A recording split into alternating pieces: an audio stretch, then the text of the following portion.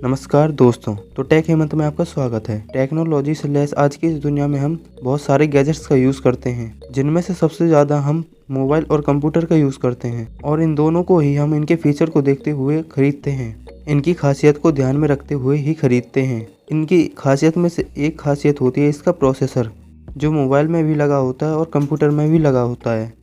और मैं आज आपको इसी प्रोसेसर के बारे में ही बताने जा रहा हूँ, तो वीडियो को लास्ट तक देखना। तो चलिए शुरू करते हैं। तो दोस्तों, प्रोसेसर एक प्रकार की चिप होती है जो कि कंप्यूटर, मोबाइल, लैपटॉप, टैबलेट में लगी होती है और इन सभी गैजेट्स का एक प्रमुख अंग होती है। प्रोसेसर हमारे और कंप्यूटर के बीच में होने वाली गतिविधियों को समझता है, तब जाकर ही कंप्यूटर हमारी दी गई कमांड को समझ पाता है और उस पर कार्य कर पाता है। और जब कंप्यूटर हमारी दी गई कमांड नहीं समझेगा, तब तक हम कंप्यूटर पर काम नहीं कर सकते।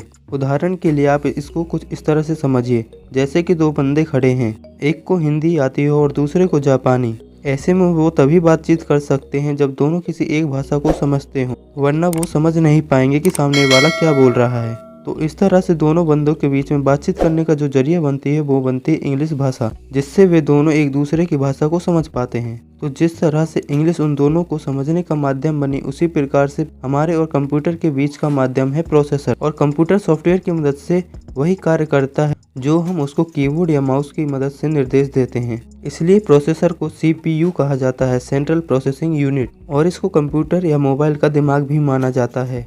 जब भी प्रोसेसर की बात आती है तो कोर भी सामने आता है, जैसे कि प्रोसेसर कितने कोर का है। तो आइए नजर डालें प्रोसेसर के कोर पर कि आखिर कोर होता क्या है। दरअसल कोर प्रोसेसर की क्षमता को दर्शाता है कि प्रोसेसर कितनी क्षमता वाला है। यदि प्रोसेसर सिंगल कोर का होगा तो वह हैवी काम नहीं कर पाएगा और हैंग हो जाएगा। इसलिए महंगे कंप्यूटर या लैपटॉप या मोबाइल में 2 कोर, 6 कोर या 8 कोर वाले प्रोसेसर डाले जाते हैं, जिससे इनकी काम करने की क्षमता बढ़ जाती है। कोर कुछ इस तरह के होते हैं, जैसे कि डुअल कोर प्रोसेसर मतलब 2 कोर, क्वाड कोर प्रोसेसर मतलब 4 कोर, हेक्सा कोर प्रोसेसर मतलब 6 कोर, ऑक्टो कोर प्रोसेसर मतलब 8 कोर, डेका कोर प्रोसेसर मतलब 10 कोर। तो कुछ इस तरह से इनके नाम होते हैं।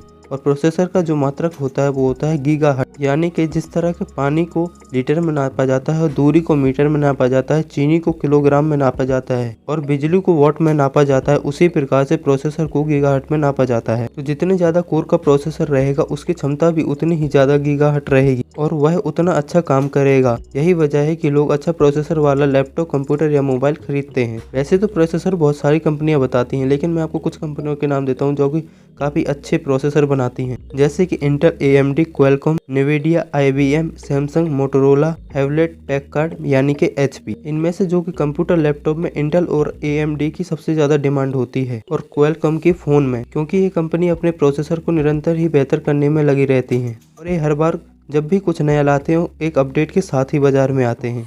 इसलिए आपको ज़्यादातर फ़ोन या लैपटॉप, कंप्यूटर्स में इन्हीं कंपनियों के प्रोसेसर मिलेंगे। तो मैं उम्मीद करता हूं कि आपको प्रोसेसर के बारे में कुछ जानकारी मिली होगी। यदि आपका और कोई सवाल है तो आप नीचे कमेंट में लिखिए, अगली बार मैं उसका जवाब देने की पूरी कोशिश करूंगा। अगर आपको वीडियो अच्छी लगी तो लाइक करिए, चैनल को सब्सक्राइब करिए एवं बेल आइकन को दबाइए, जिससे कि आपको हमारी वीडियो की नोटिफिकेशन सबसे पहले मिल सके।